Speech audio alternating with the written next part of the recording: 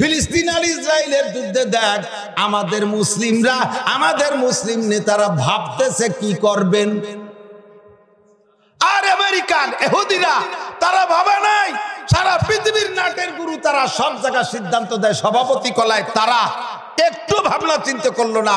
ইসরায়েলের উপরে যখন ফিলিস্তিন আক্রমণ করছে, সাথে সাথে সবচাইতে বড় নৌবহর যুদ্ধাস্ত্র সহ পাঠায় দেশে, তা পৌঁছে যাচ্ছে।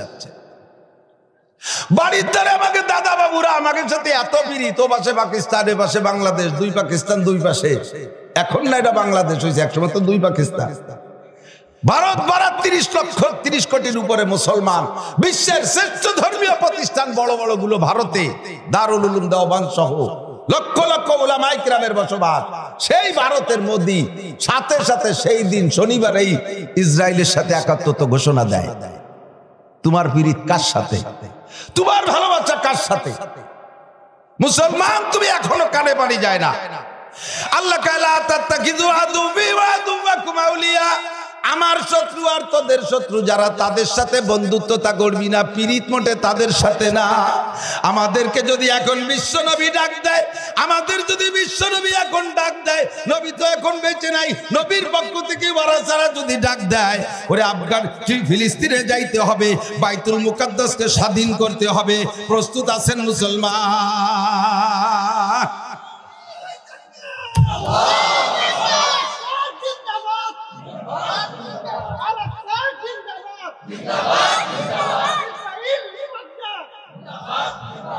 নারায়ে তাকবীর। বিশ্বের মুসলিম, বিশ্বের মুসলিম, আল্লাহ রাসূলের শত্রুরা, ইহুদিদের দালালরা, ইহুদিদের চেলারা, ইসরায়েলের চেলারা, আমেরিকার চেলারা, বিশ্বের মুসলিম। নারায়ে তাকবীর। পারি না কিছু, তাকবীরটা তো দিতে পারি। এর আওয়াজের মধ্যে কিরপিন বানাচ্ছেন নাকি? ও আসছে কতজন, আমি একটু আসতে করি। তোমারে জেহাদে ডাকলি, ঘরের মধ্যে শুয়ে তসবিহ টিপানে, আওয়াজ চুপ দেব, তার মধ্যে কৃপণতা করবো না। কতক্ষণ এটুকু কাজে লেগে যেতে পারে। ইব্রাহিম আলাইহিস সালামকে পোড়ানোর জন্য নমরুদ কি কত বড় অগ্নিকুণ্ড তৈরি করছে। বাবুল শহরের যত কাফের ছিল, সমস্ত কাফেরকে 1 মাস অর্ডার ছিল বাধ্যতামূলক, এখানে নাম লেখাইয়া হাজিরে দিয়ে 1 মণ করে শাল কাঠ অথবা লোহা কাঠ, তুই যে জায়গাতে পারি জোগাড় করে দিয়ে যাবি। সাবালেক যারা ছিল, প্রত্যেক সাবালেক নারী আর পুরুষ ডেলি 1 মণ শাল কাঠ অথবা লোহা কাঠ, নরমাল কোনো কাঠ দিলে হবে না, কারণ কাঠ শক্ত হলে আগুনও শক্ত হয়। শাল কাঠ লোহা কাঠ 1 মাস পর্যন্ত এক শহরের মানুষ শাল লোহা কাঠ জমা করছে। কি পরিমাণ কাঠ হয়েছে? 1 সপ্তাহ পর্যন্ত তেল মারিয়ে ফুঙ্কার দিয়ে আগুন জ্বালাইছে, আগুন 2 মাইল উপরে উঠে গেছে, ভিতরে ধুমো ধুমো কালো জাহান্নামের আগুনের রূপ তার আগুনের ভিতরে। এই আগুন দুনিয়ার কোন ফায়ার সার্ভিস দিয়ে নিবানো সম্ভব? ব্যাঙ্গে যাইয়ে কয় কি, আল্লাহ আমার তো সহ্য হচ্ছে না, আমি কি করব, আমি কি নিভে দেব এই আগুন? আল্লাহ কয় তোর কাছে দমকল আছে, ফায়ার সার্ভিস আছে, তোর কাছে কি আছে? কয় যা আছে আমি চেষ্টা তো করতে পারি। আবে দরিয়ারা আগার না তু আকাশী, ব্যঙ্গে কয় আবে দরিয়ারা আগার না তু আকাশী, হাম্বা কদরে তেশনগি বায়াদ চাশিদ। তুমি যদি আমি ব্যাংরে কইতে এই সাগরে বাড়ি শেষে বেলাবি, আমার যদি ফরজ হুকুম দিতে, তাহলে আমি পারি না পারি, চেষ্টা তো করতে হতো আমার। আমি ব্যাট ভরে সাগরেতে খাইয়ে উপরে এসে ঢেলি দেবো, এইভাবে তো চেষ্টা করবো। তাই বিশাল আগুন আমি নিভাতে পারবো না, তা আমিও জানি। আমি চেষ্টা কি করতে পারবো? ইব্রাহিমের পক্ষে আমি চেষ্টা করতে পারবো না? আল্লাহ কর সাগরেতে যে পানি খাইয়ে পেট বইয়ে টাইম মতো অপেক্ষা করলি তো পানি পেটেতে পেশাব হয়ে যায়। যখন পেশাবে চাপ দিছে, ব্যাঙ্গে জাম করে যে 3 বার পেশাব করে দিছে নমরুদের আগুন। আর তেলের আগুনের মধ্যে পানি পড়লি তো আরো বাড়িয়ে যায়। এতে বাড়ছে যা, তাতে ইব্রাহিম আলাইহিস সালামের ক্ষতি নাই। আর বাড়ানোও ব্যাঙ্গের উদ্দেশ্য না, উদ্দেশ্য হলো নিবেলু, পানি দিলি তো নেবে আগুন। সেই চেষ্টা করে 3 বার পানি মারছে, তাতে আগুনের জাররা পরিমাণ ক্ষতি হয়নি। যা যে আগুন সেই আগুনই আছে। লাভ হয়ে গেছে ব্যাঙ্গের, লাভ হয়ে গেছে ব্যাঙ্গের। ইব্রাহিম আলাইহিস সালামের লাভ হয়নি, নমরুদেরও ক্ষতি হয়নি, লাভ হয়ে গেছে ব্যাঙ্গের। তোরে 3টে পুরস্কার দিলাম। কয়টা? ব্যাংরে আল্লাহ 3টে পুরস্কার দিয়েছে। 1 নম্বর পুরস্কার, তোর পেশাবে কোনোদিন কম পড়বে না, তোর পেশাবে কোনোদিন অভাব হবে না। রাত্রি 8টা দিলি পারা অনেক সময় ব্যাঙ্গের গায়ে লাথি লাগে না, পেশাব করে দেয়, দেখছেন না? এই পেশাব এক রাত্রি ব্যাঙ্গের গায়ে যদি 100 বারও লাথি লাগে, 100 বার পেশাব করবে, মাঝে ওর পানি খেয়ে আসা লাগে না। এরপরেও পেশাব পাই কোন জায়গা? ওর চাইতে পেশাবের ওজন বেশি হয়ে যাবে। তোর পেশাবে কোনোদিন কম পড়বে না, বরকত দিয়ে দিলাম 1 পুরস্কার। 2 নম্বরে আশরাফুল মাখলুকাত, মানব জাতি সৃষ্টির শ্রেষ্ঠ, তাদের পেশাবও না পাক, কিন্তু তোর পেশাবরে আমি পাক ঘোষণা দিলাম। ওই ব্যাঙ্গের পেশাব গায়ে লাগলে, কাপড়ই লাগলে, ওই অবস্থায় নামাজ পড়বেন না, কাপড় পাল্টানো লাগবে না। দাম বাড়ছে কার? কি এর শেষে একটু পেশাব করে দিয়েছে, তাতে আগুনের কোনো ক্ষতি হয়নি, ইব্রাহিমের কোনো উপকার হয়নি, লাভ হচ্ছে সব ব্যাঙ্গের। 3 নম্বর পুরস্কার, তোর জীবনের এত মূল্যায়ন করে দিলাম আমি। অনার্থক যদি কোনো ব্যক্তি একটা ব্যাংকে হত্যা করে ফেলে, যে ব্যাংকে ক্ষতি করে না, যে ব্যাংকে ক্ষতি করে না, এমন একটা ব্যাংকে যদি আপনি মেরে ফেলান, তাতে যে গুনাহ হয়, এই গুনাহ মোচনের জন্য যে কাফারা দিতে হবে, তা হলো একটা খাসি জবাই করে আল্লাহর রাস্তায় লুটোই দিতে হবে। ও ব্যাংক, তোর জীবনের দাম একটা খাসির চাইতে বাড়াই দিলাম। তুই আমার ইব্রাহিমের পক্ষে স্লোগান দিয়েছিস, তুই আমার ইব্রাহিমের পক্ষে কাজ করেছিস। আবে দরিয়া রা আগার না তুয়া কাশিদ হাম্বা কদরে তেশনেগি বায়াদ চাশিদ।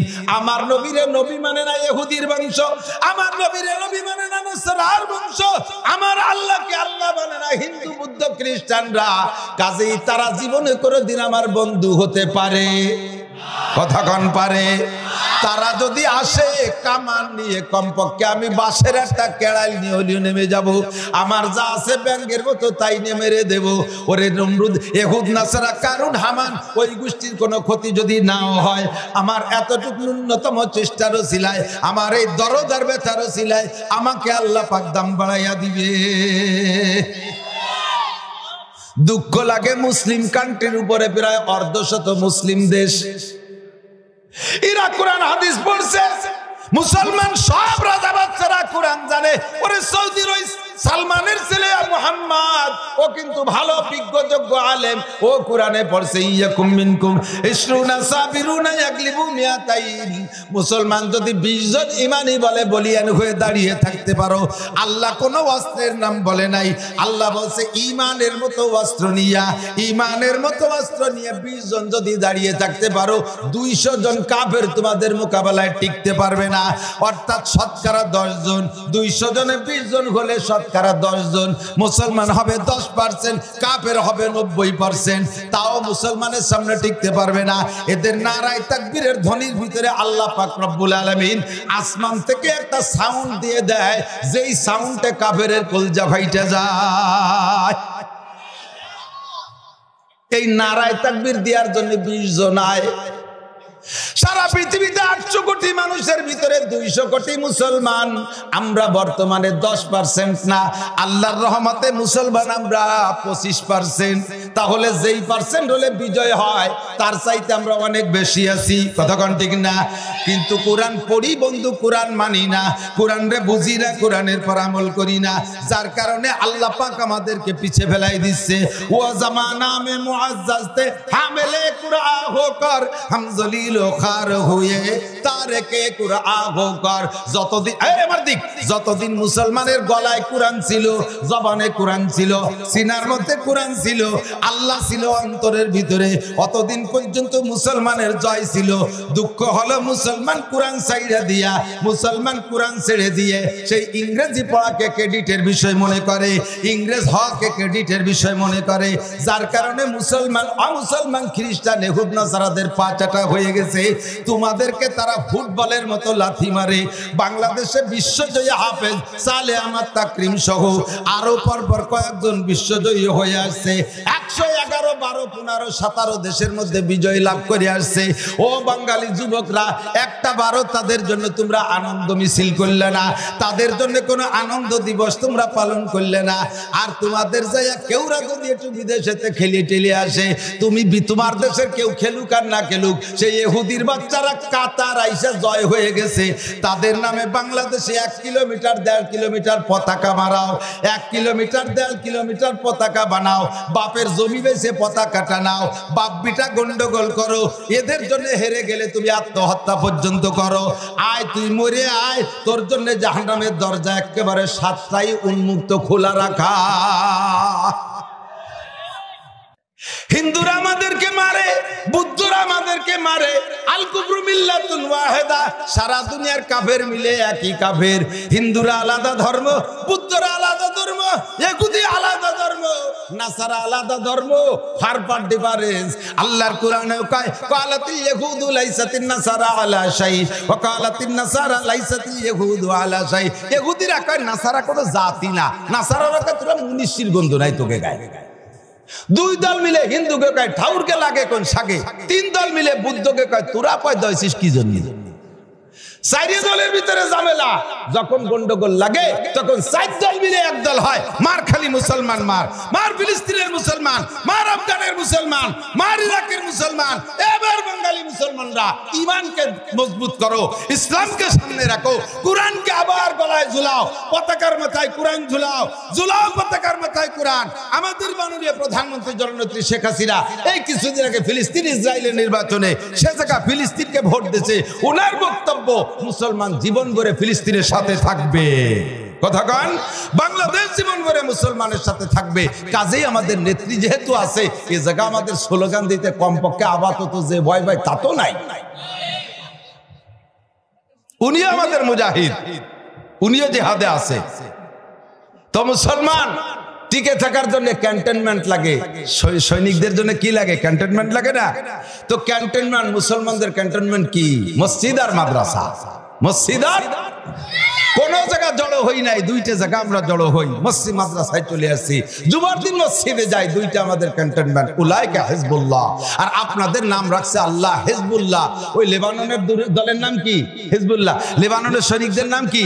হিজবুল্লাহ। আর সারা পৃথিবীর মুসলমানদের নাম আল্লাহ রেখেছে হিজবুল্লাহ।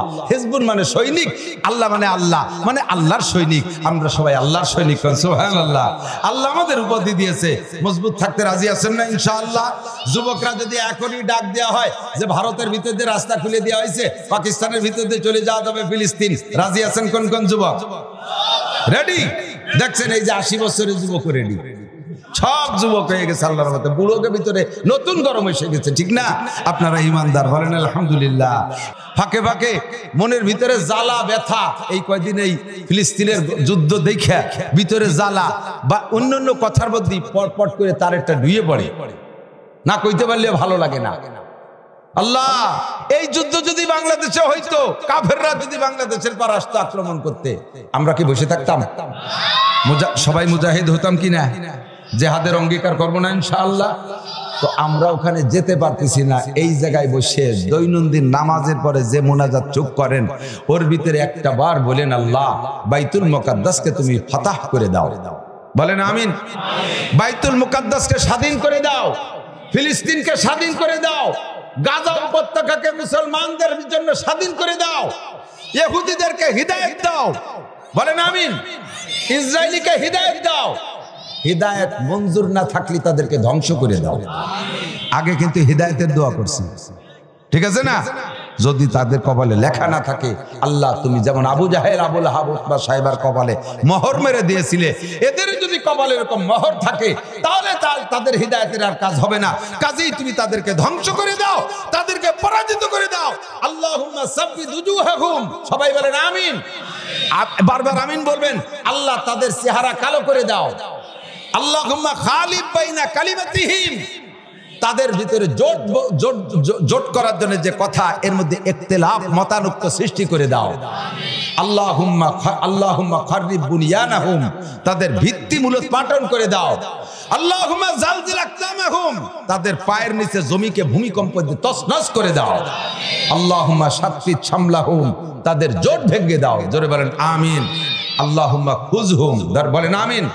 আল্লাহুম্মা খুযহুম, আল্লাহুম্মা খুযহুম আখযা আজিজি মুক্তাদির, ধরার মতো ধরো, তাদেরকে ধরার মতো ধরো। কারণ আমরা জানি তুমি বলেছো ইন্না বাতশা রাব্বিকা লাশাদীদ, তোমার ধরা বড় কঠিন। ফিরআউনকে চুবই শেষ করছো, নমরুদের গোষ্ঠীকে শেষ করছো, কারুনের গোষ্ঠীকে শেষ করছো, আল্লাহ কওমে আদ সামুদ হুদকে তুমি শেষ করেছো। সে আল্লাহর শক্তি তোমার এখনো আছে রব্বুল আলামিন। আর কতকাল মুসলমানের গায়ের রক্ত তুমি ঝরাবা, কতকাল মুসলমান মাদের কোল খালি করবা, শিশু বাচ্চার রক্ত আর কত আর্তনাদ তুমি শুনতে চাও? তুমি এবারের মতে আমাদেরকে দেখায় দাও, তুমি রব্বুল আলামিনের মহা কুদরতে তোমার কাবা বাইতুল মুকাদ্দাসকে তুমি বিজয় করে দাও। জোরে বলেন আমিন। 5 ওয়াক্ত নামাজ পড়েন, দোয়া করেন, আল্লাহর কাছে দোয়া করেন, আল্লাহর কাছে দোয়া করেন। আর জীবনে যা কিছু আছে নেক আমল নিয়ে চলে আসেন। এই কেলা, এই মার্কাজ, এই কারখানা, এই ইন্ডাস্ট্রি, এই ক্যান্টনমেন্ট, এই বাংকার, মাদ্রাসা যতদিন আছে ততদিন পর্যন্ত আমাদের থেকে কথাগুলো চলতে থাকবে। এ থাকবে না, এখান থেকে প্রোডাকশন বন্ধ হয়ে যাবে। নাসির প্রোডাকশন হবে না, লিয়াকত প্রোডাকশন হবে না, মিজান ফরিদি আসবে না, আব্দুর রব্বির ফরিদি আসবে না, ওই হিলাল উদ্দিন আসবে না, ওই ইয়াহিয়া মাহমুদ আর পয়দা হবে না, ওই সরমুনার বিশ্বপ পয়দা হবে না। উলামায়ে কিরাম প্রোডাকশন বন্ধ, তো আস্তে আস্তে সব মুসলমান ইহুদি হয়ে যাবেন। তো আল্লাহ পাক যে বলেন ওয়াল্লাযিনা জাহাদু ফিনা লানাহদিয়ান্নাকুম সুবুলানা, তুমি চেষ্টা করো, পৌঁছে দেওয়ার মালিক আমি আল্লাহ। সত্য না মিথ্যা? আল্লাহর দ্বীনের জন্য যে চেষ্টা করে আল্লাহ তাআলা তাকে সাহায্য করে, সেই সাহায্য নিয়ে আমি এ পর্যন্ত পৌঁছতে সক্ষম হয়েছি। বুখারী শরীফের মধ্যে হাদিস আসছে, একটা হাদিস আসছে, এক আল্লাহর বান্দা নবী পাক সাল্লাল্লাহু আলাইহি ওয়াসাল্লাম বলেন, পূর্বের একটা ইতিহাস, বিগত বনি ইসরাইলের একটা ইতিহাস নবী আলাইহিস সালাতু ওয়াস সালাম বলেছেন। ওইটা হাদিস হিসেবে বুখারী শরীফের ভিতরে ইমাম বুখারী রাহমাতুল্লাহ লিখেছেন। ইতিহাসটা এরকম, হুজুর বলতেছেন বনি ইসরাইলের একজন মুমিন আল্লাহর বান্দা, উনি ব্যবসা করেন, সমুদ্র পথে দূর থেকে মাল এনে নিজের এলাকায় কিনা বেচা করে। তো ভদ্রলোক মালের খবর শুনলেন যে মার্কেট থেকে, যেখান থেকে যে বাজার থেকে মাল কেনে, ওই মাল এই বর্তমানে একটু দাম কম সে এলাকায়। তো ওনার পুঁজি চালান যা আছে সেই টাকায় দিয়ে মাল আনলে খুব একটা বেশি হয় না। তো উনি একজনের কাছ থেকে 10 দিরহাম, 10 দিনার, স্বর্ণের টাকা 10 দিনার ওনার এলাকার একজন থেকে কর্জ নেছে যে নির্দিষ্ট এই তারিখে তোমার টাকা দিয়ে দেব। আমি জাহাজ পথে, সমুদ্র পথে জাহাজে যাইতেছি, মাল নিয়ে এসে তোমাকে টাকা দিয়ে দেব। তো কর্জ করে নিয়ে ওই ভদ্রলোক চলে গেছে, মালও কিনছে, জাহাজে উঠে টাইম মতো রওনা দিছে। যে টাইমে রওনা করলে উনি সময় মতো এসে নাকি টাকা দিতে পারবে, সেই টাইম হিসাব করেই রওনা দিছে জাহাজেও। জাহাজ সাগরের ভিতরে কত দূর আসলে ঝড় ছাড়ছে, তুমুল ঝড়। ঝড়ে এই জাহাজকে ওখান থেকে অন্য দিক নিয়ে চলে গেছে, বহু পথ, আরো কয়েকদিনের পথ পিছে নিয়ে চলে গেছে। যাইয়া সাগরের পাড়ে কোন এক জায়গায় চরের পর ঠেকছে। এখন ওই লোকটা জাহাজে যতদূর, ঝড়ে যতদূর জাহাজ নিয়ে গেছে, সেখান থেকে সে জায়গা যাইতে যাইতে ওনার বাড়ি এসে পৌঁছে টাকা দেওয়ার তারিখ সেই জায়গা থাকতে হয়ে গেছে। লোকটা ইমানদার, জীবনেও কোনোদিন ওয়াদা খিলাফ করে না, বিশেষ করে লেনদেনে। হুজুর বলতেছিলেন না ওয়াদা খিলাফের ওয়াজ, আমি শুনছি তো। আল কারিমু ইজা ওয়াদা ওয়াফা, আল কারিমু ইজা ওয়াদা ওয়াফা। ভালো মানুষকে, আল্লাহ ওয়ালাকে, ভদ্রকে সমাজের ভিতরে আমরা লক্ষ্য করি, নামাজ পড়ে, রোজা রাখে, হজ করে, যাকাত দেয়, হাজি সাহেব, গাজী সাহেব, তবলিগের আমির সাহেব, সব ভালো পীরের মুরিদ সাহেব, সব কিছু ভালো, কিন্তু লেনদেনে ভালো না, লেনদেনে ভালো না। এই লোকটা সমাজে কিন্তু দাম ধরে রাখতে পারবে না, সকলের কাছে সমালোচিত হয়ে যাবে। অন্যান্য দোষ আছে অনেক, কিন্তু লেনদেন ভালো। অন্যান্য অনেক দোষ আছে, অনেক দোষ, সেগুলো আর বলতে চাচ্ছি না, অনেক দোষ আছে, কিন্তু লোকটা লেনদেনে ভালো। দেখবেন যে এই লোকটারে যে কেউ টাকা দেয়, যে কেউ সাথে সে লেনদেন করতে পারে। তো কারিমু ওয়াদা ওয়াফা, ভালো লোক, সম্মানী লোক ওই ব্যক্তি যে ওয়াদা করে পূরণ করে। উনি এই কারামত আর এই কারিম সম্মানিত নিয়ে এ পর্যন্ত চলে আসছে। আজকে ওনার ওয়াদা খিলাফ হয়ে যাচ্ছে, লোকটা বড় দুঃখিত, বড় দুঃখিত। তো এখন সাগরের যে জায়গা যাইয়া জাহাজ ঠেকছে চরের পর, ও জায়গা থেকে বাড়ি আসতে সেই তারিখ পার হইও 5-7 দিন বেশি লেগে যাবে। এখন উনি কি করবেন, একটা বাঁশ নেছে, বাঁশ, এই যে বাঁশ না, সারা দুনিয়ার বাঁশেরই গিরি আছে এবং মাঝখানে ফাঁকা আছে। উনি একটা বাঁশ নিয়ে, কয়েক হাত লম্বা একটা বাঁশ পাইছে, তাই নিয়ে একটা ফাঁপের, একটা 2 গিরের মাঝখানে যে গ্যাপ, এই গ্যাপরে ফুটো কইরা ওর মধ্যে 10 দিনার ঢুকই দিয়া ওই ফুটো যেটুক কাটছে ওইটুক লাগাই দিয়ে সুন্দর করে ওনার সাধ্য অনুযায়ী লেমিনেটিং করিয়া সাগরের মধ্যে ছাইড়ে দিছে। ছেড়ে দিয়ে কয়, আল্লাহ আমি আমার ওয়াদা মতো তারিখ মতো টাকা দিলাম, আমি ওয়াদা খিলাফ করতে চাই না, পৌঁছানোর মালিক তুমি, আমার চেষ্টা আমি করলাম, পৌঁছানোর মালিক তুমি। পাওনাদার লোকটা ওই তারিখে ঘাটে আইসা, সাগরের পাড়ে আইসা এই পাওনাদারের কাছে, দিনাদারের কাছে টাকা নেবে বিদায় অপেক্ষা করতেছে সাগরের দিক থেকে, এই জাহাজ আসবে, এই নেবো, এই জাহাজ আসবে, এই টাকা নিয়ে যাব। ওদিকে জাহাজ তো আসবে 1 সপ্তাহ পরে। তে লোকটা ঘাটে আইসে দেখ, সহিহ বুখারীর রিওয়ায়াত, এর মধ্যে কোনো ফালতু গল্প না, নবী যাহা বলেছে আমি তার তরজমা, লম্বা হাদিস বিদায় রিডিং বলতে পারছি না। তো লোকটা ঘাটে এসে দেখে সাগরের মধ্যে দিয়ে জাহাজ আসতেছে, কন্যা সুবহানাল্লাহ। তো জাহাজ সাগরের ভিতরে, আপনারা গেছেন নাকি সাগর পাড়ে আমি জানি না, সাগরের পাড়ে যে দেখবেন পদ্মা নদী তো দেখেন, কিনারে যেই জাহাজটা, যেই যে লঞ্চটা যতটুক দেখা যায়, ভিতরে চলে গেলে ছোট দেখা যায় না, সাগরের ভিতরে দূরের জাহাজ তো ছোট দেখা যায়, আর যত কিনারে আসবে তত জাহাজের মূল বডি ওপেন হবে আর বোঝা যাবে যে ছোট না বড়, কটটুক বড়। কিন্তু এই জাহাজটা সাগরের ভিতরে বড় জাহাজ দেখা যাচ্ছে, আর যত কাছে আসছে তত জাহাজটা ছোট হচ্ছে, জাহাজটা কাছে আসতেছে আর ছোট হচ্ছে। এই লোকটা হতভম্ব, আল্লাহ জীবন ভরে জাহাজের এক ভাব দেখি, ভিতরে থাকতে বড় দেখি, কাছে ছোট দেখি, কাছে আসলে বড়, আর আজকের জাহাজটা দূরই বড় আর কাছে আসে আর ছোট হয়, ঘটনা কি? কি জেন টেন নাকি? এখন জাদু না কি জেন মেন কি হবে আল্লাহ জানে। তারপর অপেক্ষা করতে করতে দেখে যে আসতেছে, আসতে আসতে আসতে আসতে জাহাজটা ওনার পায়ের কাছে এসে দাঁড়াইছে এখন বাঁশ। জাহাজ কি? বাঁশ। এখন লোকটা নিজে নিজে লজ্জিত, বুঝেই উঠতে পারতেছে না, এই কোন জাদু, আমি তো কোনোদিন দেখিনি। এখন বাঁশ যখন আসলো, চিন্তা করতেছে বাঁশ নেব কি নেব না। তো পানির ভিতরে ভাসানো বাঁশ, এর মালিক তো কেউ নাই, আমার কি নেওয়া ঠিক হবে কিনা। তো বললেন যে এই বাঁশটা তো কোনো লাওয়ারেস, এর কোনো মালিক নাই, দূর থেকে একরকম দেখলাম, কাছে আর একরকম দেখলাম, এর মধ্যে কি কারামতি থাকতে পারে, আচ্ছা নিয়েই যাই, কোনো কাজে না লাগুক, কমপক্ষে ফাইডিয়া লাকড়ির কাজে ব্যবহার করবো। বাসায় নিয়ে বাঁশখান্ডে কোড়াল দিয়ে ফাড়ছে, ফেড়ে দেখে যে ওর ভিতরে 10টা দিনার স্বর্ণের টাকা, সাথে একখান চিঠি। ওই লোক একটা চিঠি লিখে দিয়েছে, ভাই আমি আমার সাধ্য অনুযায়ী চেষ্টা করছি, প্রাকৃতিক কারণে এই কারণে আমি পিছিয়ে পড়ে গেছি, তো আমার চেষ্টা অনুযায়ী আমি তোমার টাকা ছেড়ে দিয়েছি, মালিক পৌঁছাই দেওয়ার মালিক আল্লাহ। ও লোক সাগরে বাঁশ ছেড়ে দিয়ে 100% একিন যে বাঁশ নিশ্চয়ই মালিকের কাছে যাবে না, এর তো ইঞ্জিন নাই, এর কোনো ড্রাইভার নাই, এর কোনো সাথে কোনো মানুষজন নাই, এ সাগরে তো অন্য দিকেও নিয়ে যেতে পারে, তে অবশ্যই সে পাবে না। তো ওই লোকটা বাড়ি আইনে টাকা পাইয়া, চিঠি পাইয়া টাকা তো ব্যবহার করছে। 7 দিন পর দিনাদার আইসা লজ্জায় লজ্জায় ভয়ে ভয়ে আর 10টা দিনার নিয়ে ওনার বাড়ি আসছে। তার কিন্তু টাকা তো সে পায় নাই, কিন্তু সে পাওনাদার তো পাবে। আমি যদিও দিছি, কিন্তু সাগর দিয়ে ভাইসে চলে গেছে, আসলে তো সে পাবে। এবার টাকা নিয়ে আইসা বাড়ির বাইরে দাঁড়াইয়া ভয়ে ভয়ে কাঁপতেছে আর ডাকতেছে ভাঙ্গা কণ্ঠে, ভাই বাড়ি আছেন, ভাই বাড়ি আছেন। তো লোকটা বাড়িতে বেরোয় আইসা ওনারা জড়াই যাচ্ছে, আলহামদুলিল্লাহ কেমন আছেন ভাই, এত দেরি হলো আপনার আসতে, তো বিস্তারিত শুনাইলেন। তো ভয়ে কাঁপতেছে আর বলতেছে এই নেন আপনার টাকা। তো বলতে টাকা তো আপনি আগে পাঠিয়ে দিয়েছেন, সে টাকা আমি আল্লাহর রহমতে পেয়ে গেছি। দুইজনই জড়ায় সব বিস্তারিত শুনাইলেন, গলা জড়ায় ধরে কাঁদতেছে আর বলতেছে ওয়াল্লাযীনা জাহাদু ফীনা লানাহদিয়ান্নাকুম সুবুলানা ওয়া ইন্নাল্লাহা লামাআল মুহসিনিন। তুমি চেষ্টা করো, তোমার চেষ্টা যেখানে শেষ ওখান থেকে আল্লাহর রহমত শুরু হয়ে যাবে। আমরা আপনারা লেনদেন করি, মানুষের কাছে কর্জ করি, নিয়ার সময় নিয়ত করে নেই যে টাইম তো দেব না ইনশাআল্লাহ, কতক্ষণ?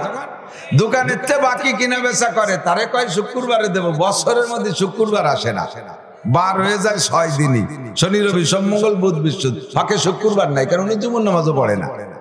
তো শুক্রবার টের পাবে কি? নেয়ার সময় নেয়, টাইম মতো না দেওয়ার নিয়ত করে, যার কারণে দেওয়ার তৌফিকও ঠিক মতো। আমাদের এখানে টাইম মতো নামাজ হবে, এই জায়গার টাইমে আমরা উঠবস না করি, যেহেতু আমার সময় কম। আমি আমার চেষ্টা অনুযায়ী চেষ্টা করেছি, তো দেখলাম যে আল্লাহ তাআলা সময় মতো যতটুকু হোক আমাকে পৌঁছে দিয়েছেন, আল্লাহ পাক রব্বুল আলামিনের কুদরত দিয়া। আমি এর জন্য ব্যক্তিগতভাবে ওয়াদা ঠিক রাখতে পারার কারণে শুকর আদায় করি, আলহামদুলিল্লাহ। যদি একটু দেরি হয়, আমি চারা আসছি মাগরিবের পর টাইম, সময় হলো অল্প, আমার কামাই বেশি, সময় কম কামাই বেশি, অল্প সময়ের ভিতরে আমার আপনারও সবারই সময় কম। ওমাল হায়াতুদ দুনিয়া ইল্লা কালিল, এ দুনিয়ার জিন্দেগি অতি কম, বলেন একেবারেই কম। মূল হায়াত কোন জায়গা ভাই? মরার পরে। মরার পরে হায়াতের কোনো শেষ নাই। আমি একদিন বয়ানের ভিতরে বলতেছি, বয়ান শেষে 2 যুবক এসে বলতেছে, হুজুর যেভাবে আখিরাতের টাইমের কথা বললেন, আসলে কি ওই রকম নাকি আপনারা ভয় দেওয়ার জন্য পানি? কিরম কইছি? কইলেন কি যে 1 ওয়াক্ত নামাজের জন্য 80 হুকবা জাহান্নাম। কত হুকবা? 80 হুকবা, 80 হুকবা। 1 হুকবায় কত? 2,88,00,000 বছর। 1 হুকবায় 2,88,00,000 বছর। তাহলে 2,88,00,000 বছর যদি 1 হুকবায় হয়, 80 হুকবায় কত হবে?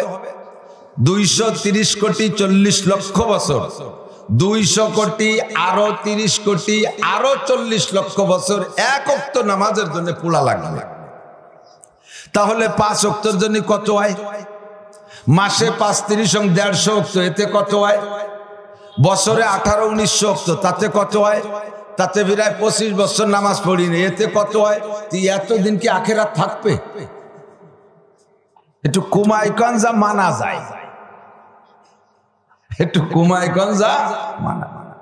আমার কি কুমানোর কায়দা আছে? কোন আপনার কি কুমানোর উপায় আছে?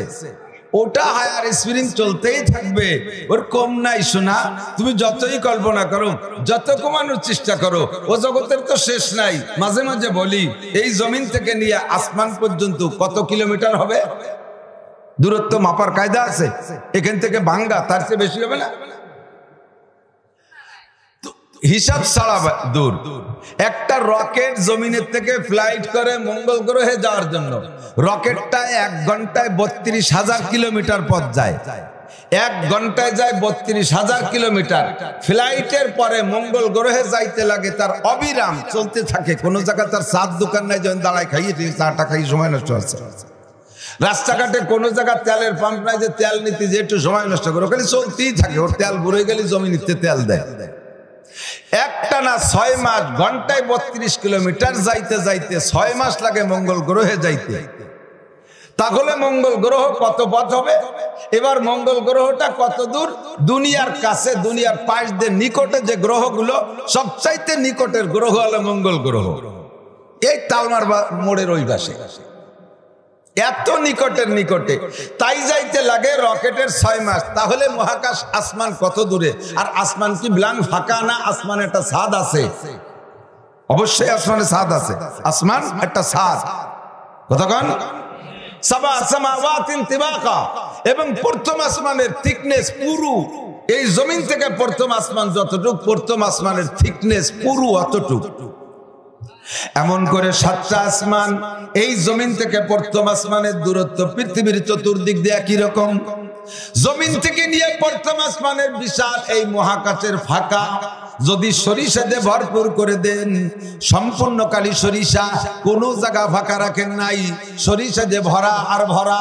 কত সরিষা হবে? এবার আল্লাহ পাক যদি পাশে বড় একটা মাঠ বানাইয়া একটা পাখিরে দায়িত্ব দেয়, ও পাখি তুমি এই সরিষা ভান্ডার থেকে একটা করে সরিষা নিয়া ওই ফাঁকা মাঠের ভিতরে রাখবা। পাখি বলে, আল্লাহ ডেলি আমার কয় হাজার বার আসা যাওয়া করতে হবে, ডেলি কত সরিষা নেব?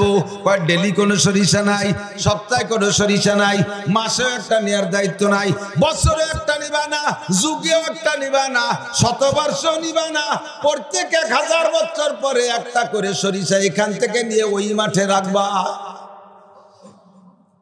আল্লাহ কয়টা নেওয়ার পরে থামবো? সব কয়টা নিতে মানে কয়টা নিয়ে থেমে যাবো? আল্লাহ কয় এই সরিষা সব নিয়ে শেষ করবা। শাহ আব্দুল হক মুহাদ্দিস দেহলভী রাহমাতুল্লাহ আলাইহি বলেন, এই পাখিটা একটা সরিষা 1000 বছর পরে নেবে, নিতে নিতে নিতে নিতে নিতে নিতে কোনো না কোনো একদিন এই বিশাল সরিষা ভান্ডার শেষ হয়ে যাবে। ও প্রাণ প্রিয় যুবক, তবু আখিরাতের দিন শেষ হবে না। আমাল হায়াতুদ দুনিয়া ইল্লা কালিল, এই দুনিয়ার জিন্দেগি একেবারেই সামান্য।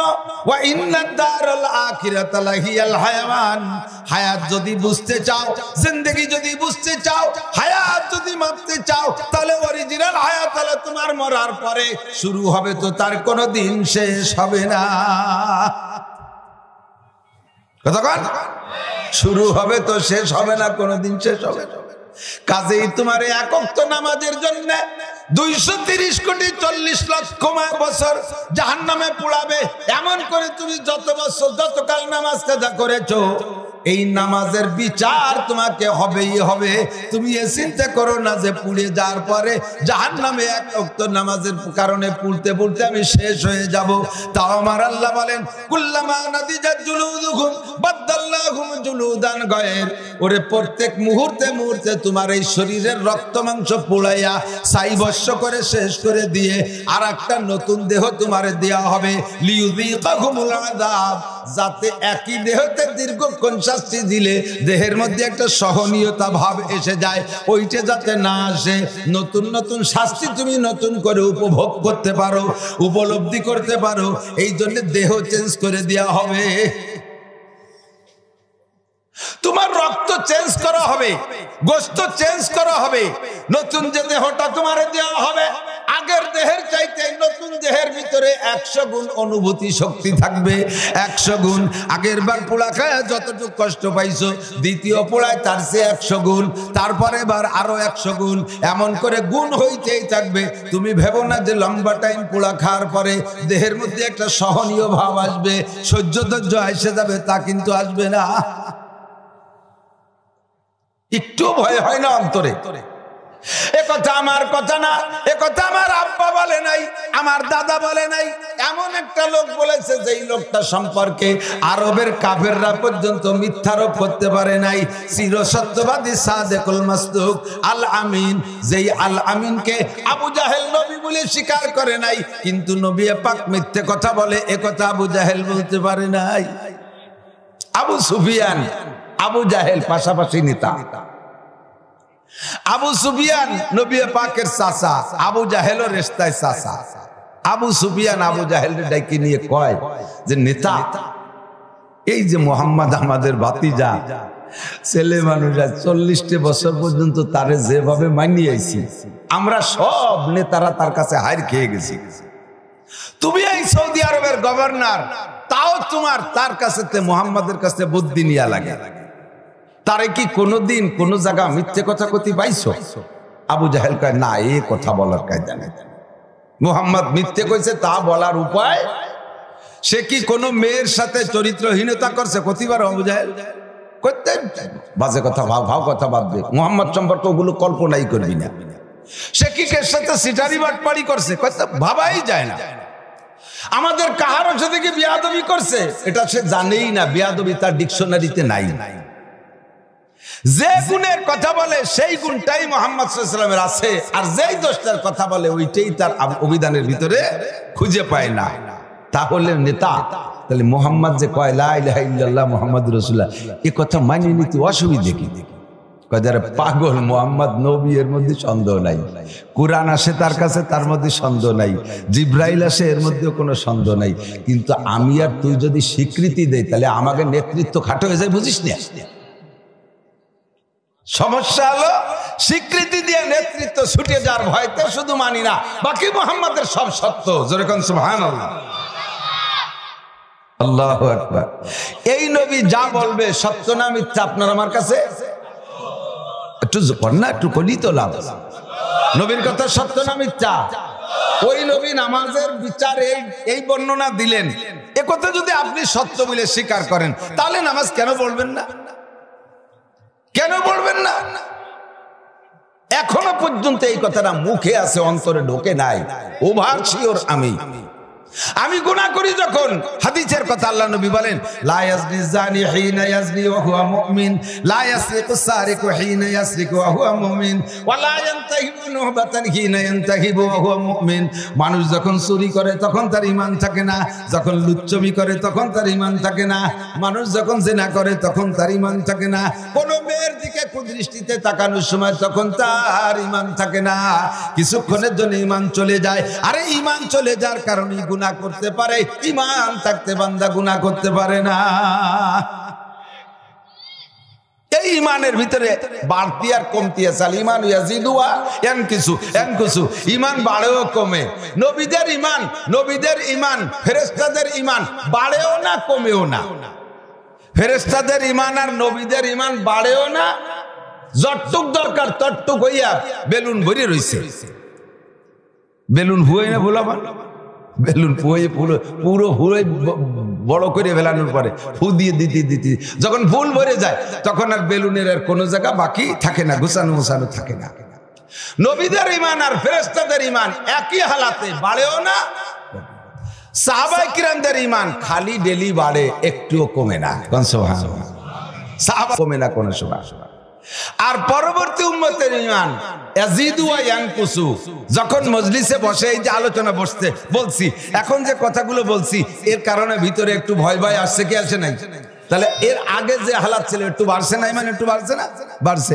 আবার এই জায়গাতে চলে যাওয়ার পরে সুলোর মাটির মতো, এই সুলোর মাটি, সুলো অনেক বাড়ি দেখবেন 30-40 বছরে পুরন সুলো আছে, ঠিক না? এই সুলোর মাটি ডেলি 3 বেলা ভুড়া খায়। আবার ওই যে ভিতরে যেটা কাঠি দিয়ে নাড়াচাড়া করে দেয় লাকড়ি, আমাকে ওদিক কয় খেটুনি বা খুসানি কয়, ঠিক আছে নাকি? ওই খেটুনি খুসানির মাথার গুঁতো লাগলি আর তার ভিতরের মাটি, পোড়া মাটি সলটা ধরে পড়ে যায়, ঠিক না? ইট ভাটায় মাটি 3 দিন পোড়া খায়, ইট ভাটা, ইটের ভাটায় মাটি, ইট 3 দিন পোড়া খায় 72 ঘন্টা। ওরে খুসানি দিয়ে খুসা দিলি ইট ভাঙবে না, খুসানি ভাঙবে, খুসানির মাথা শেখায় যাবে, ঠিক না?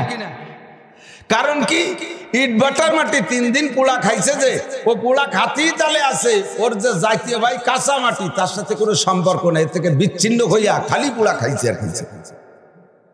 আর সুলোর মাটি পোড়া খায় ডেলি 3 বার। আমরা পোড়ায় রেখে আসার পর ওর পাশে ঠান্ডা মাটি জাতীয় ভাই আছে, ওরা জাতীয় দইরে ঠান্ডা দেয়, যেটুক গরম হয়েছিল তার চেয়ে জুড়ে যায় বেশি। এর জন্য ওর আধা কাঁচা আধা পাকা ভাব, ও পুরো টাইট হয় না, ও খিটুনির খোঁচা লাগলে মাথায় আলগা হয়ে পড়ে যায়। আমরা যদি এভাবে এই জায়গাতে বসে আছি, এই বৈঠকে যদি জীবনে পরপর 3টে দিন কাটাইতে পারতেন, তাহলে আপনি ইটের মতো পুড়িয়ে জায়গায় জায়গায় জামা পিকেট হয়ে যাইতেন। কিন্তু কিছুক্ষণ পুড়াই দিয়ে বাড়ি যাওয়ার পরে দেখবেন যে ওই পুতনি আছে, নাতনি আছে, টেলিভিশন আছে, ফেসবুক আছে, এই জাতীয় ভাই ঠান্ডা মাটি, এতে যে একটু গরম হয়েছিল বাতাস দিয়ে তার জুড়ে দেয় ঠান্ডা হয়ে। এর কারণে খুসা দিলি চলটা ধরে পড়েছে। আল ঈমান ইয়াজিদু ওয়া ইয়ানকুসু, ঈমান এই জন্যই তো তাবলীগ ওয়ালারা 3 দিনের জন্য নেয় কেন? কয় 3 দিন মোবাইলও রাখবা না কাছে, 3 দিন বাড়ির সাথে কোনো যোগাযোগ হবে না, একেবারে এই মসজিদের ইট ভাটার মধ্যে পয়সা পড়িয়া পোড়া খাবি, জম্মের পোড়া, ইনশাআল্লাহ পাকা হয়ে বাড়ি যাবে। এজন্যই মহল্লার মসজিদ ছেড়ে দূরে নেওয়ার চেষ্টা করি। কয় কি, মসজিদি যদি থাকতে হবে তা দূরের মসজিদে যাবো কেন? ওই মোল্লাকে মসজিদি, ও জায়গা ওয়াইখানা ভালো নাই, ওখানে মশাই কামড়ায়, আমাকে মসজিদ ভালো আছে, মসজিদি যদি 3 দিন থাকতে হবে তো আমার মসজিদে থাকবি। আরে তোমার মসজিদে থাকবা তো থাকবা, তোমার বাড়ির বাড়িতে তোমার মসজিদে 60 বছর কাটাইছে, কিন্তু পারতি তো পারো না, কারণ তোমার নাতি বুতা এটা ওটা আইছে মসজিদে ডাকছুর, দাদা আর কতক্ষণ বসে থাকবো, তাড়াতাড়ি আসো। এই দাদার ডাক শুনিয়া তোমার যেটুক গরম হয় তার চেয়ে জুড়ে যাও বেশি। কাজেই দূরের মসজিদে 3 দিন সাহাবায়ে কেরামরা নবী পাকের ইটভাটার ভিতরে, নবী পাকের ইটভাটার ভিতরে জীবনটাকে এমন ভাবে ঢুকিয়ে দিয়েছে, দুনিয়ার কোনো ঠান্ডা বাতাস তাদের গায়ে ছোঁয়া লাগতে পারে নাই। আর প্রতিনিয়ত ইটভাটার হিট বাড়তে তালে থাকে, নবী পাকের ইটভাটার হিট প্রতিদিন বাড়তে তালে থাকে গরম, আর সাহাবায়ে কেরাম গরম হইতে থাকে, হইতে হইতে হইতে হইতে এমন এমন একটা পর্যায়ে চলে গেছে, ওরে স্ত্রীকে বিধবা করতে তারা ভয় পায় নাই, বাচ্চারে এতিম করতে তারা কষ্ট পায় নাই, মায়ের কোল খালি করতে তারা দ্বিধাবোধ করে নাই। দুনিয়ার সব সম্পদ ছেড়ে দিয়ে নবী পাকের সাথে ময়দানে নাইমা গলা কাটাই দিয়ে শহীদ হইয়া দুনিয়া থেকে জান্নাতের সার্টিফিকেট নিয়ে চলে গেছে। এবার প্রাণ প্রিয় যুবকরা আমার দিক তাকাও, আনন্দ করো, ফুর্তি করো, কার সাথে প্রীত করো আর প্রেম করো, ভালোবাসা করো। আল্লাহ পাক রব্বুল আলামিন বলেন, ইয়া আইয়ুহাল্লাযীনা আমানু লা তাত্তাখিযু আদুওয়ি ওয়া আদুওয়াকুম আউলিয়া। এরপরে নাম ধরে কয়, লা তাত্তাখিযুল ইয়াহুদা ওয়ান নাসারা আউলিয়া বাদুহুম আউলিয়াউ বাদ ওয়া মান ইয়াতাওয়াল্লাকুম মিনকুম ফাইন্নাহু মিনহুম ইন্নাল্লাহা লা ইয়াহদিল কওমাল কাফিরিন। এ আমার বাঙালি যুবকরা, আমলিক করিস, বিএনপি করিস, জামাত করিস, জাতীয় পার্টি করিস, বাবার দরবারে যাস, খাজার দরবারে যাস, আর যাই করিস না কেন, এখন বুঝার সময় আসছে, বুঝার সময় আসছে। বন্ধু তোমার কে? আমার বন্ধু নরেন। তোর বন্ধু কে? আমার বন্ধু গয়েশ। তোর বন্ধু কে? আমার বন্ধু গোপাল। এই গোপাল নরেন আর পরেশের সাথে পিরিত করিস, ওরা তোরে পিরিত করে ডেকে নিয়ে তাদের দরবারে নিয়ে যায়। জীবনে কোনোদিন তাদের সাথে ভালোবাসা কইরা তার একটারে মসজিদে আনতে পারিস না, একটারে ঈদগায় নিতে পারিস না, একটারে তবলিগে নিতে পারিস না, একটারও ডাক দে তোর সাথে জিহাদে আসবে না। খবর তো তোরা আমাদের চাইতে ভালো শুনিস, খবর তো শুনতেছিস। ফিলিস্তিন আর ইসরায়েলের যুদ্ধে দেখ, আমাদের মুসলিমরা, আমাদের মুসলিম নেতারা ভাবতেছে কি করবেন। আর আমেরিকান ইহুদিরা তারা ভাবে নাই, সারা পৃথিবীর নাটের গুরু তারা, সব জায়গায় সিদ্ধান্ত দেয়, সভাপতি কলায় তারা। একটু ভাবনা চিন্তা করলো না, ইসরায়েলের উপরে যখন ফিলিস্তিন আক্রমণ করছে, সাথে সাথে সবচাইতে বড় নৌবহর যুদ্ধাস্ত্র সহ পাঠায় দেশে, তা পৌঁছে যাচ্ছে। বাড়ির দ্বারে আমাকে দাদা বাবুরা আমাকে সাথে এত পিরিত, ও পাশে পাকিস্তান, এ পাশে বাংলাদেশ, দুই পাকিস্তান দুই পাশে। এখন না এটা বাংলাদেশ হয়েছে, একসময় তো দুই পাকিস্তান। ভারত 30 কোটির উপরে মুসলমান, বিশ্বের শ্রেষ্ঠ ধর্মীয় প্রতিষ্ঠান বড় বড় গুলো ভারতে, দারুল উলুম দেওবন্দ সহ লক্ষ লক্ষ উলামায়ে কিরামের বসবাস। সেই ভারতের মোদি সাথে সাথে সেই দিন শনিবারেই ইসরায়েলের সাথে একাত্মতা ঘোষণা দেয়। তোমার পিরিত কার সাথে? তোমার ভালোবাসা কার সাথে? মুসলমান তুমি এখনো কানে পানি যায় না। আল্লাহ কালা তাত্তাখিযু আদুওয়ি ওয়া আদুওয়াকুম আউলিয়া। আমার শত্রু আর তোদের শত্রু যারা, তাদের সাথে বন্ধুত্বতা করবি না, পিরিত মোটে তাদের সাথে না।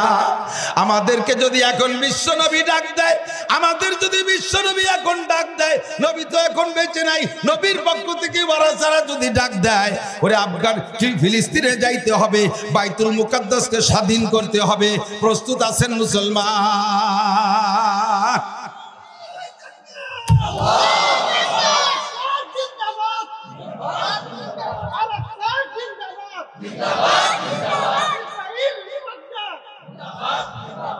নারায়ে তাকবীর।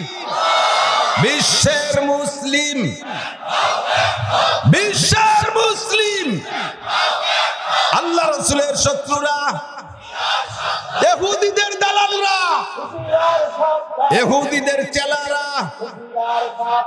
ইসরায়েলের চেলারা, আমেরিকার চেলারা, বিশ্বের মুসলিম, নারায়ে তাকবীর। পারি না কিছু, তাকবীরটা তো দিতে পারি। এর আওয়াজের মধ্যে কিরপিন বানাচ্ছেন নাকি? ও আসছে কতজন, আমি একটু আসতে করি। তোমারে জিহাদে ডাকলি, ঘরের মধ্যে শুয়ে তসবিহ টিপানে, আওয়াজ চুপ দেব, তার মধ্যে কীর্তনতা করবো না। কতক্ষণ এটুকু কাজে লেগে যেতে পারে। ইব্রাহিম আলাইহিস সালামকে পোড়ানোর জন্য নমরুদ কি কত বড় অগ্নিকুণ্ড তৈরি করছে। বাবুল শহরের যত কাফের ছিল, সমস্ত কাফেরকে 1 মাস অর্ডার ছিল বাধ্যতামূলক, এখানে নাম লেখাইয়া হাজিরে দিয়ে 1 মণ করে শাল কাঠ অথবা লোহা কাঠ, তুই যে জায়গাতে পারিস জোগাড় করে দিয়ে যাবি। সাবালেক যারা ছিল, প্রত্যেক সাবালেক নারী আর পুরুষ ডেলি 1 মণ শাল কাঠ অথবা লোহা কাঠ, নর্মাল কোনো কাঠ দিলে হবে না, কারণ কাঠ শক্ত হলে আগুনও শক্ত হয়। শাল কাঠ লোহা কাঠ 1 মাস পর্যন্ত এক শহরের মানুষ শাল লোহা কাঠ জমা করছে। কি পরিমাণ কাঠ হয়েছে? এক সপ্তাহ পর্যন্ত তেল মেরে ফুঙ্কার দিয়ে আগুন জ্বালাইছে, আগুন 2 মাইল উপরে উঠে গেছে, ভিতরে ধুমো ধুমো কালো জাহান্নামের আগুনের রূপ তার আগুনের ভিতরে। এই আগুন দুনিয়ার কোন ফায়ার সার্ভিস দিয়ে নিবানো সম্ভব? ব্যাঙ্গে যাইয়ে কয় কি আল্লাহ আমার তো সহ্য হচ্ছে না, আমি কি করব, আমি কি নিভিয়ে দেব এই আগুন? আল্লাহ কয় তোর কাছে দমকল আছে, ফায়ার সার্ভিস আছে, তোর কাছে কি আছে? কয় যা আছে আমি চেষ্টা তো করতে পারি। আবে দরিয়ারা আগার না তু আকাশী, ব্যঙ্গে কয় আবে দরিয়ারা আগার না তু আকাশী হাম্বা কদরে তেশরগি বায়াদ চাশিদ। তুমি যদি আমি ব্যাংরে কইতে এই সাগরে বাড়ি শেষে বেলাবি, আমার যদি ফরজ হুকুম দিতে তাহলে আমি বাড়ি না বাড়ি চেষ্টা তো করতে হতো আমার। আমি ব্যাট বইরে সাগরেতে খাইয়ে উপরে এসে ঢেলি দেবো, এইভাবে তো চেষ্টা করবো। তাই বিশাল আগুন আমি নিভাতে পারবো না, তা আমিও জানি। আমি চেষ্টা কি করতে পারবো? ইব্রাহিমের পক্ষে আমি চেষ্টা করতে পারবো না? আল্লাহ কর সাগরেতে যে পানি খাইয়ে পেট বইয়ে টাইম মতো অপেক্ষা করলি তো পানি পেটেতে পেশাব হয়ে যায়। যখন পেশাবে চাপ দিছে ব্যাঙ্গের জাম করে যে 3 বার পেশাব করে দিচ্ছে নমরুদের আগুন। আর তেলের আগুনের মধ্যে পানি পড়লি তো আরো বাড়িয়ে যায়। এতে বাড়ছে যা, তাতে ইব্রাহিম আলাইহিস সালামের ক্ষতি নাই। আর বাড়ানো ব্যাঙ্গের উদ্দেশ্য না, উদ্দেশ্য হলো নিবেলু, পানি দিলি তো নেবে আগুন। সেই চেষ্টা করে 3 বার পানি মারছে, তাতে আগুনের জাররা পরিমাণ ক্ষতি হয়নি। যা যে আগুন সেই আগুনই আছে। লাভ হয়ে গেছে ব্যাঙ্গের, লাভ হয়ে গেছে ব্যাঙ্গের। ইব্রাহিম আলাইহিস সালামের লাভ হয়নি, নমরুদের ক্ষতি হয়নি, লাভ হয়ে গেছে ব্যাঙ্গের। তোরে 3টে পুরস্কার দিলাম। কয়টা? ব্যাঙ্গরে আল্লাহ 3টে পুরস্কার দিয়েছে। 1 নম্বর পুরস্কার, তোর পেশাবে কোনোদিন কম পড়বে না, তোর পেশাবে কোনোদিন অভাব হবে না। রাত্রি 8টা দিলি পারা অনেক সময় ব্যাঙ্গের গায়ে লাথি লাগে না, পেশাব করে দেয়, দেখছেন না? এই পেশাব এক রাত্রি ব্যাঙ্গের গায়ে যদি 100 বারও লাথি লাগে, 100 বার পেশাব করবে, মাঝে ওর পানি খেয়ে আসা লাগে না। এরপরেও পেশাব পাই কোন জায়গা, ওর চাইতে পেশাবের ওজন বেশি হয়ে যাবে। তোর পেশাবে কোনোদিন কম পড়বে না, বরকত দিয়ে দিলাম 1 পুরস্কার। 2 নম্বরে আশরাফুল মাখলুকাত, মানব জাতি সৃষ্টির শ্রেষ্ঠ, তাদের পেশাবও না পাক, কিন্তু তোর পেশাবরে আমি পাক ঘোষণা দিলাম। ওই ব্যাঙ্গের পেশাব গায়ে লাগলে, কাপড়ি লাগলে, ওই অবস্থায় নামাজ পড়বেন না, কাপড় পাল্টানো লাগবে না। দাম বাড়ছে কার? কি এর শেষে একটু পেশাব করে দিয়েছে, তাতে আগুনের কোনো ক্ষতি হয়নি, ইব্রাহিমের কোনো উপকার হয়নি, লাভ হচ্ছে সব ব্যাঙ্গের।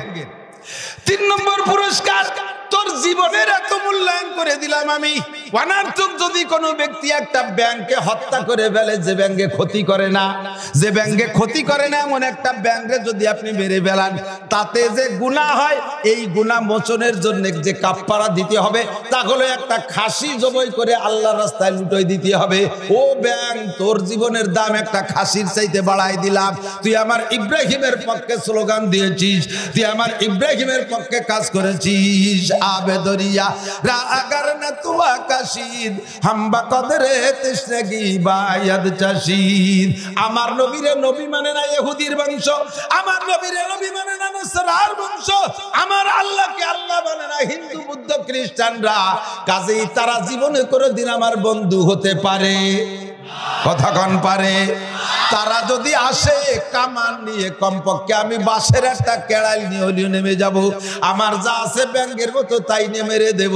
ওরে নমরুদ, ইহুদ, নাসারা, কারুন, হামান, ওই গোষ্ঠীর কোনো ক্ষতি যদি নাও হয়, আমার এতটুকু ন্যূনতম চেষ্টার ওসিলায় আমার এই গাজার মুসলমানদেরকে আল্লাহ বিজয় দান করো, বলেন আমিন। আল্লাহ হামাসের মুসলমানদেরকে বিজয় দান করো। লেবাননের মুসলমান হিজবুল্লাহকে আল্লাহ জয়ী করে দাও। ফিলিস্তিনের যুবকদেরকে, মুসলমানদেরকে জয়ী করে দাও। আল্লাহ মাবুনদের চোখের পানি তুমি কবুল করে নাও। এতিম ছোট বাচ্চারা পতাকা হাতে করে নাচছে, তাদের পতাকা তুমি কবুল করে নাও। তোমার দ্বিতীয় কাবা বাইতুল মুকাদ্দাসকে আজকে রাতারাত তুমি বিজয়িত স্বাধীন করে দাও। দোয়া করে।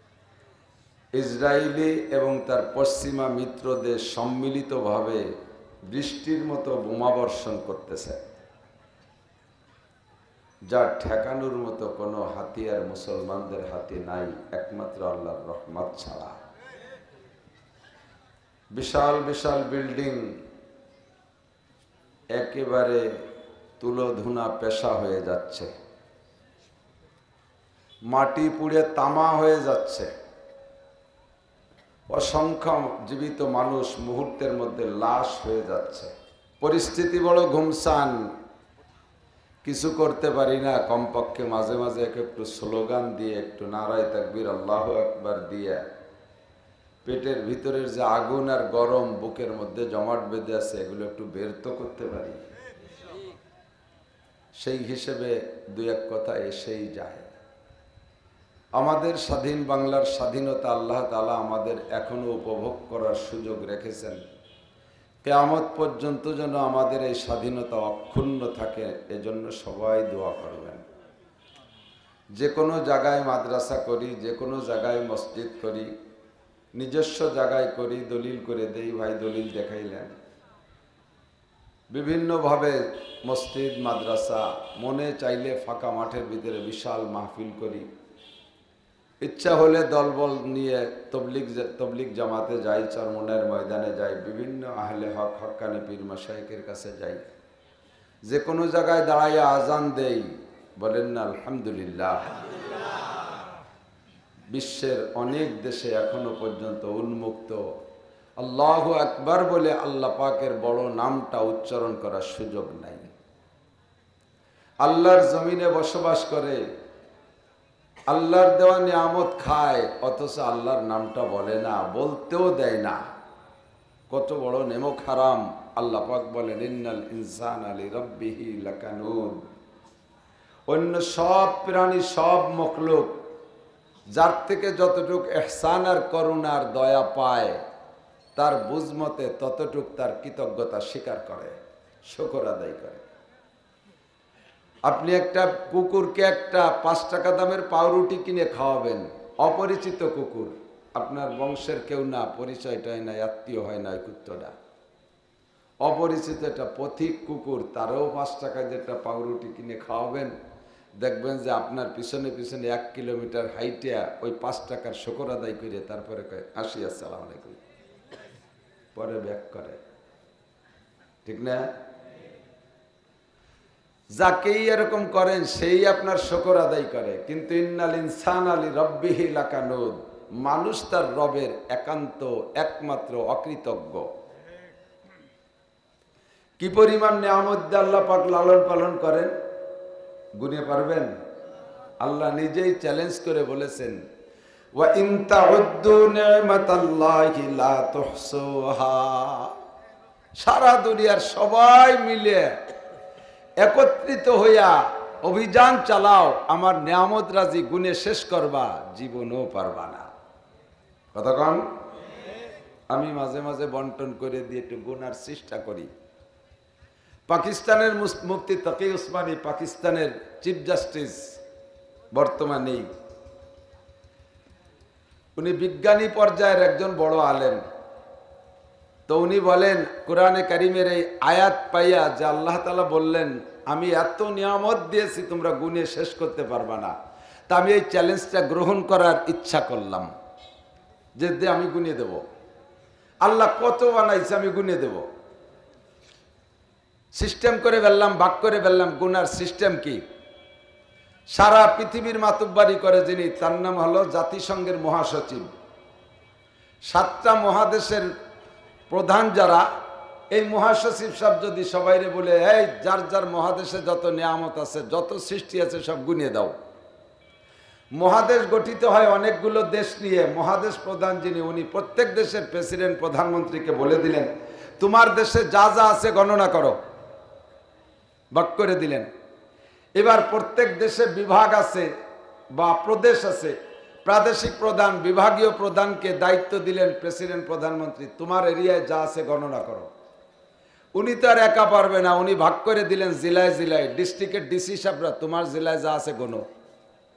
ডিসি সাহেবরা ভাগ করে দিলেন 5টা 8টা থানা আছে, টিওনরে কইল যে তোমার থানায় যা আছে গুনিয়ে দাও। টিওনো সাহেব 10টা চেয়ারম্যানরে ডেকে কল যে আমি একা অত গুনতে পারবো না, যার যার ইউনিয়নে যা যা আছে গুনিয়ে দাও। চেয়ারম্যান এবার 9 জন মেম্বার আর 3 জন বিটি মেম্বার, এই 12 জনরে কল যে যার যার অর্ডারটা গুনিয়ে দিবি। মেম্বার চিনতে করলে যে এত একা পারা যাবে না, প্রত্যেক বাড়ি বাড়ি যে কই আসি ভিজিএফ কার্ড আর করোনা ভাতা যদি খাতি চাই, বাড়ি যা যা আছে গোল। বাড়ি এবার আব্বা গার্জিয়ান কইলে যে আমি কি একা খাই নাকি, সবাই মিলে গুন, তুই রান্নাঘর গুন, তুই গোয়েল ঘর গুন, তুই এই পাশ গুন, যার যার যা আছে গুন। এইভাবে ব্যক্তিগত থেকে গোনা শুরু করতে করতে করতে জাতিসংঘ পর্যন্ত গেলে সারা দুনিয়ায় 5 বছরই লাগলো। কিভাবে গুনতে পারবো না? আল্লাহ যে কইলেন আমি এত বানাইছি যে তোমরা গুনে শেষ করতে পারবে না, এত সহজ, একেবারেই আসান। তাহলে আল্লাহ তাআলা কি মিথ্যে কথা বললেন? উনি বলেন তারপরে আমি 3 বার সাবমেরিনে করে সমুদ্র তলদেশ ভ্রমণে গেছি। ওই 3 বার যাইয়া আমি চ্যালেঞ্জে ফেল করছি। জমিনের উপরিভাগে যত সৃষ্টি আছে এর চাইতে হাজার হাজার গুণ বেশি পানির তলে আছে। মেম্বার চেয়ারম্যানরা উপরের কটা গুনবি, পানির তলে ডুবই কিনা গুনবি, ঠিক কিনা? তাহলে গণনা করা সম্ভব। আল্লাহ পাক চক্ষু দিয়েছেন, চক্ষু কে দিয়েছে? জিহ্বা, ঠোঁট। আমার আব্বা কিছু দিছে, আমারে মা কিছু বানাইছে, আমলিক করি সরকার কিছু দিছে, বিএনপি করি খালেদা জিয়া কিছু দিছে, আমার সব কে দিছে? আমি আপনি স্বীকার না করলে আল্লাহ পাক বলেন আলাম নাজআল লাহু আইনাইন ওয়া লিসানান ওয়া শাফাতাইন ওয়া হাদাইনাহুন নাজদাইন। আমি কি দুটো চোখ তোরে দেই নেই? সব সারা বডির ভিতরে তোমার চক্ষু দুটো অতি ছোট দুটো পার্টস। একজন বিবেকবান জ্ঞানী মানুষ, বুদ্ধিমান মানুষ সারা দুনিয়া যদি তার নামে লিখে দেয়, আমার বিশ্বাস এই দুনিয়ার বিপরীতে, দুনিয়ার প্রতিদানে চক্ষু দুটো কেউ দিতে রাজি হবে না।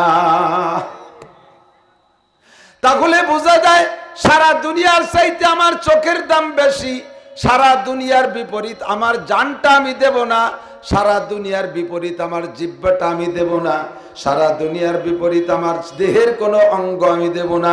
গোটা দুনিয়ার যে দাম তার চাইতে আমার প্রত্যেক এক একটা পার্টসের দাম আমার কাছে অনেক বেশি। আল্লাহ পাক বলেন বান্দা তোমার দেহের মধ্যে কোটি কোটি টাকার সম্পদ আমি ঢুকিয়ে রেখেছি, আর তোমাকে লালন পালনের জন্য যথাসময় যা কিছু দরকার, যে সিজনে যা দরকার, যে যেমন মানুষ তার জন্য সেরকম নিয়ামত তৈরি করে রেখেছি। বড়দের জন্য বড় নিয়ামত, ছোটদের জন্য ছোট নিয়ামত। একই নামের নিয়ামত 2 রকম আছে। কতক্ষণ? বড় লোকরা বড় বড় শৈল মাছ কিনে খাতে পারে, গরিব মানুষ শৈল মাছ খাতে পারে না। আল্লাহ কয় তোকে জন্য টাই মাছ বানালাম। শৈল না পারিস, কমপক্ষে টাকি কিনে খাইস। বড় লোকরা বড় বড় বল মাছ কিনে খায়, গরিব মানুষ বল মাছ 5,000 10,000 টাকা দিয়ে কিনতে পারে না। আল্লাহ কয় ওই বংশে ছোট ছোট পাবদা মাছ বানাই দিলাম, তোরা তারির কয়টা কিনে খাইস, ঠিক না? বড় লোকরা বড় আইড় মাছ কিনে খাও, গরিব মানুষটা পারবে না। আল্লাহ কয় তোকে জানি ট্যাংরা মাছ বানাই দিছি ওই বংশের, কমপক্ষে ছোট ছোট ট্যাংরা কিনে খাতে পারবি। 3,000 টাকা দামের লুঙ্গি আছে, পরারও লোক আছে, আবার 300 টাকা দামের লুঙ্গি আছে, তা পরারও লোক আছে, আছে না নাই? 500 টাকা দামের চাউল কেজি আছে, তা খাওয়ারও মানুষ আছে। আবার 30 টাকা দামের চাউলও আল্লাহ বানাইছে, 30 টাকা দামের চাউল খাওয়ারও মানুষ আছে না নাই?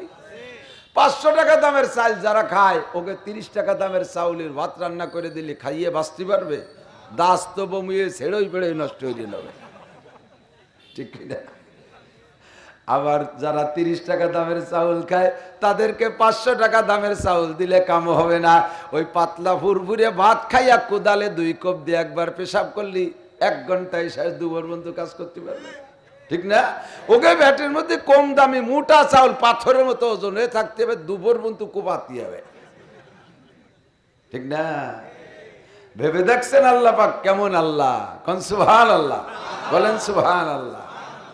সারা দেশ থেকে দুঃখ আর আফসোস আর আর্তনাদ আর কান্না আসতেছে, সাথে সাথে যে যেমন মানুষ তার প্রশ্ন তেমন, আর প্রশ্নটাও করবে যে যেমন মানুষ তার কাছে। আমাদের কাছে ধর্মীয় প্রশ্নগুলো করে, আমাদের কাছে তো আর ডাক্তারি প্রশ্ন করেন। আমরা যত বড় বিজ্ঞ যোগ্য হই না কেন, আমরা এই জায়গা আছি, ঠিক না?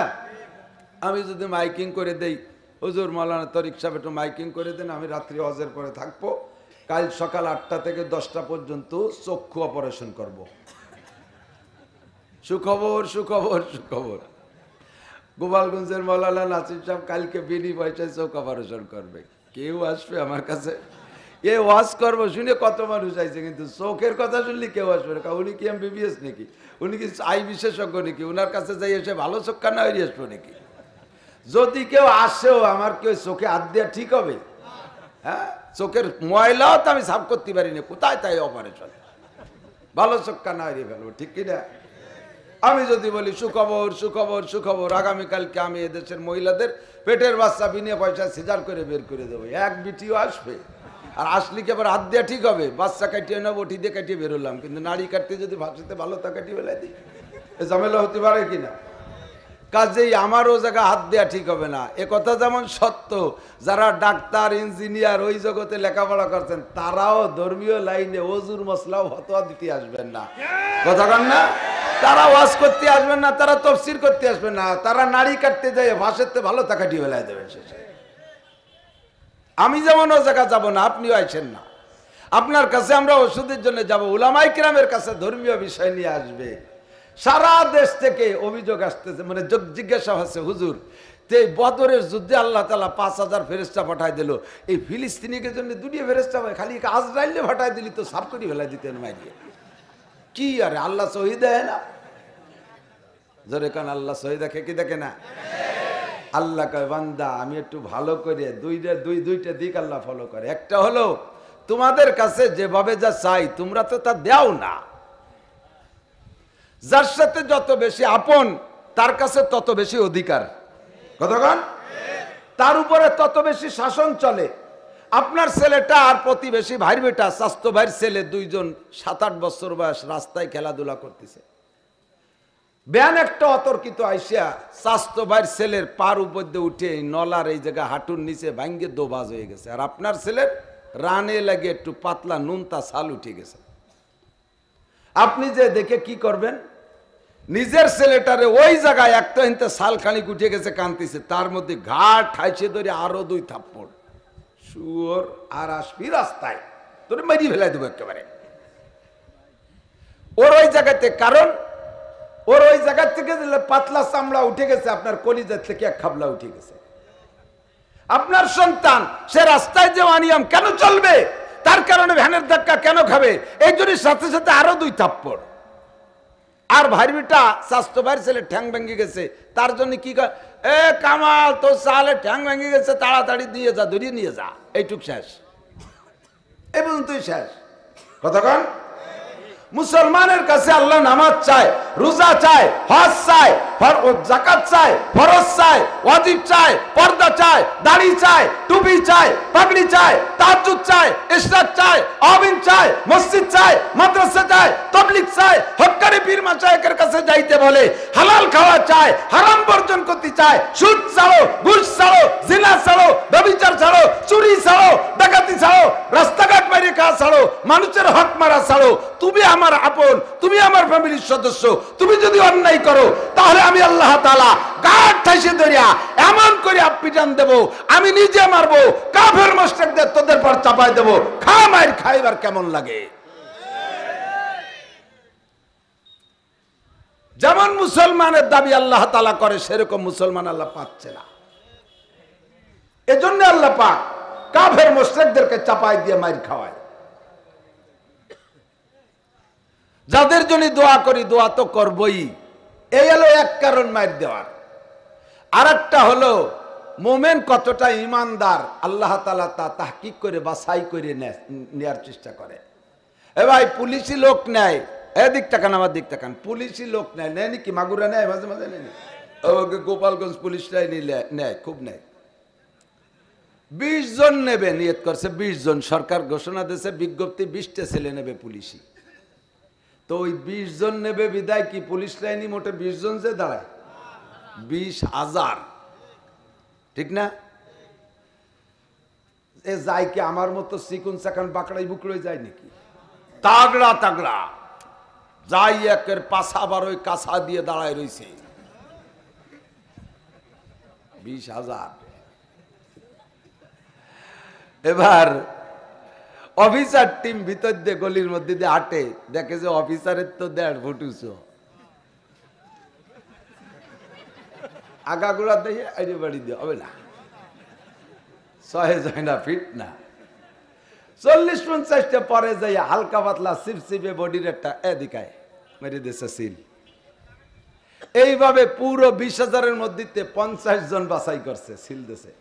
এই 50টা বাহ্যিকভাবে অতটা ফিট না, তার সাথে ফিটেস ফিটেস মোটা মোটা তা বাদ পড়ে গেছে। এখন ওই মোটা যারা বাদ পড়ছে তারা কয় এই সরকার হাসিনের কোনো বুদ্ধি আছে, এই অফিসার টিম পাঠাইছে আরে আবাল কিচ্ছু বোঝে না, এই যে কয়টারে নেছে তো আমরা 3 জনে কিলে 50 সবাই ফেলে দিই, ওই দিয়ে কি যাবে, আমাকে এরকম তাগড়া তাগড়াকে বাদ দিল। এ যদি অফিসার শোনে কি কবে, কয় যে আমি যদি তোর মতো দামড়া হতাম তাহলে তোকে কয় দামড়ারে সিল দিতাম, তোরা চাকরির আগেই পেট নিয়ে নড়তে পারতিস না, গায়ে 3.5 মণ ওজন, চাকরিতে যায় ট্রেনিং এর পরে খাইয়ে দে তো শীতে শুয়ে থাকবি, পুলিশ আসামি ধরতে গেলে আসামিতি তোকে ধরে জবাই দেবে, এই জন্য তোকে নিলাম না। এই পাতলা কয়ডারে নিয়ে সুন্দর করে পরীক্ষা নিরীক্ষা করে ট্রেনিং করে যখন ছাড়িয়ে দেবো, মানানসই বডি হবে, এরা যুদ্ধের ঘোড়ার মতো দৌড়বে, এক একটায় 3-4টে আসামি ধরে নিয়ে আসবে, এই জন্য এই কয়ডারে নিছি, কথা কর না কে ঠিক না। 50টারে সিল দিয়েই নিয়ে কিন্তু তাদের হাতে হাতিয়ার দেয় না, নেবে আলো 20 জন, সিল দিয়েছে 50টা, ওই বাকি 30টারেও যাইতে ঝাড়াই দিয়ে ফেলাই দেবে বিভিন্ন কায়দায়। মেডিকেলের একটা পরীক্ষা হবে, ভাইবা রিটেন একটা পরীক্ষা হবে, ভাইবা একটা পরীক্ষা হবে, 3টে পরীক্ষায় 10টাকে 3টেকে ঝাড়া দিয়ে ফেলাই দিয়ে লাস্টে বাছাই করে 20 জনকে নেবে। এই 20 জন যোগ্য। আল্লাহ পাক রব্বুল আলামিন 800 কোটি মানুষের ভিতরে লাইনে দাঁড়াইছি আমরা 200 কোটি মুসলমান, 200 কোটি মুসলমান আমরা দাঁড়াইছি। আল্লাহ পাক রব্বুল আলামিন বাছাই করে মেডিকেলে, রিটেনে, ভাইবায় 3-4 প্রকার পরীক্ষা নিয়া বাছাই করে সাফ করে লাস্টে একেবারে পাক্কা জান্নাতে যাওয়ার যোগ্য জান্নাতের প্যাসেঞ্জার 20 জনরে বাছাই করে নিয়ে জান্নাত ভরবে। এজন্য আল্লাহ তাআলা এরকম পরীক্ষা মাঝে মাঝে নেয়। ফেল করবেন তো ফেল করবেন, ফেল করবেন তো ফেল করবেন। আল্লাহ তাআলা যেন আমাদেরকে পাশ করার তৌফিক দান করে। সবাই বলে আমিন, সবাই বলে আমিন। মুসলমান এই সৌদি আরবও গেছি, সৌদি আরব আমরা মনে করি সৌদি আরবওয়ালারা আরবিতে কথা কয়, তাহলে তো ওরা কোরআন শরীফের সবাই হাফেজ। আজান যা দেয় সৌদির পাবলিকই, তা আমাকে দেশে আমাকে বাঙালি পাবলিকই সইতো খারাপ, আজান দিতেই দিচ্ছে পায় না, আজানও অশুদ্ধ। সেই মধ্যপ্রাচ্য থেকে আসছে, তাদের প্রত্যেকের কোরআন দরকার ছিল, তাদের প্রত্যেকের কোরআন জানা দরকার ছিল। সৌদি আরবে যাইয়া আমার বাংলাদেশের ছেলেরা মক্কায় যাইয়া হেরেম শরীফের ভিতরে 1 নম্বর হয়ে আসে। আজও পর্যন্ত সৌদি আরবের ছেলেরা কোরআন প্রতিযোগিতায় 1 নম্বর হতে পারে না। বাঙালিরা অন্যান্য দেশের 1 নম্বর হয়ে যায়। ও দোস্ত, টাকা পয়সা বিলাসিতায় কত দূর গেছে আল্লাহ জানে। আল্লাহ পাক কোন কারণে মাইর খায়। এবার আমরা দোয়া করি, আল্লাহ মাইর খাইতে খাইতে পিঠে বেড়া ঠেকে গেছে, দেওয়ালে পিঠ ঠেকে গেছে, আর মাইর খাওয়াইও না। এবছর তোমার বাইতুল মুকাদ্দাসের সম্মানে ফিলিস্তিনের মুসলমান, গাজার মুসলমানদেরকে আল্লাহ তুমি বিজয় নসিব করো। জোরে বলেন আমিন।